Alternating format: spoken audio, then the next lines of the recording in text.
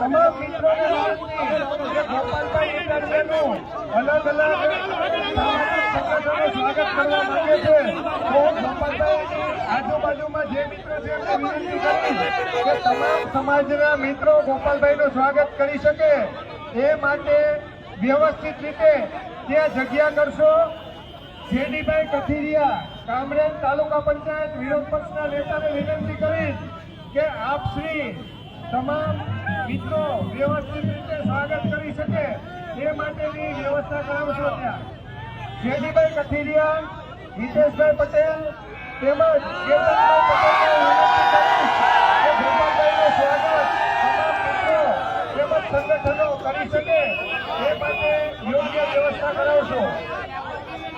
સૌ પ્રથમ જેડીભાઈ કથિરિયા, કેતનભાઈ પટેલ તેમજ હિતેશભાઈ પટેલ પોઢાર પહેરાવી ગોપાલભાઈનું સ્વાગત કરશે. જેડીભાઈ કથિરિયા, કામરેજ તાલુકા પંચાયત વિપક્ષ નેતા. ત્યારબાદ વાલસાડી સમાજની ટીમ રણછોડભાઈ મુખી તેમજ લાલજીભાઈ કસોટિયા ગોપાલભાઈ ઇટાલિયાનું એમના સમાજની પરંપરા મુજબ પાઘડી પહેરાવી અને સન્માન કરશે. બોલો જય ગોપાલ, જય ગોપાલ.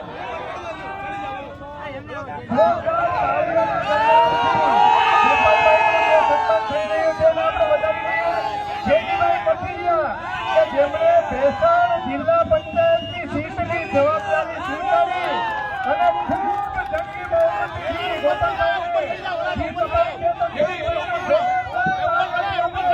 અભિનંદન ગોપાલભાઈના જીતના સારથીઓમાં એક નામ આપણા કામરેજ તાલુકા પંચાયતના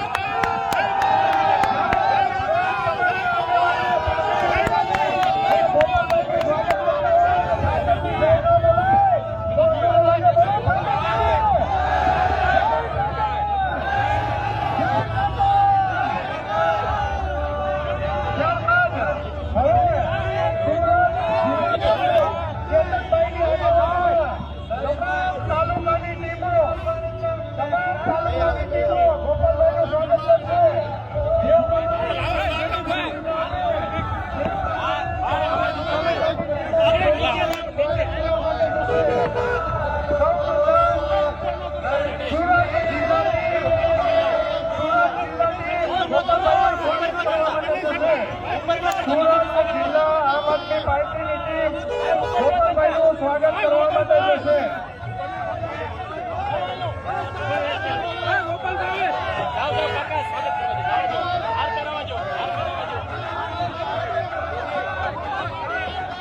સૌપ્રથમ સુરત જિલ્લા ટીમ ગોપાલભાઈનું સ્વાગત કરવા માટે જશે.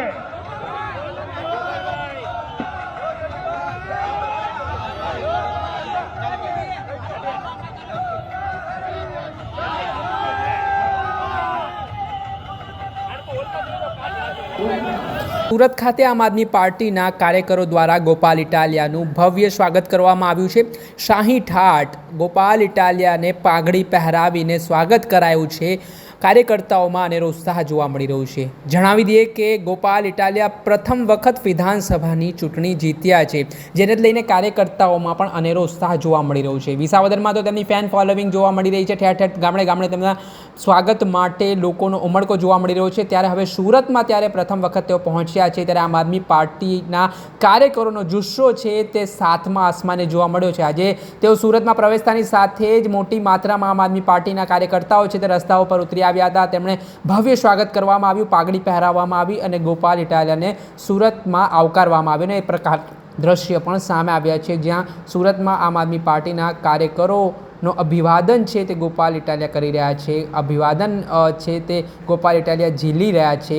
જે રીતે તેમને પ્રેમ મળ્યો છે, જે રીતે આ વિસાવદરની ચૂંટણી રસપ્રદ રહી છે, રોમાંચક રહી છે, અને જે રણનીતિ તેમણે વિસાવદરમાં ચૂંટણીમાં અપનાવી છે અને જે જીત પ્રાપ્ત કરી છે તેને લઈને આમ આદમી પાર્ટી માટે આ ખૂબ જ મહત્ત્વની જીત માનવામાં આવી રહી છે. ત્યારે હવે આગામી દિવસોમાં ગોપાલ ઇટાલિયા વિસાવદરની જનતાનો અવાજ બનીને વિધાનસભામાં ગરજવાના છે.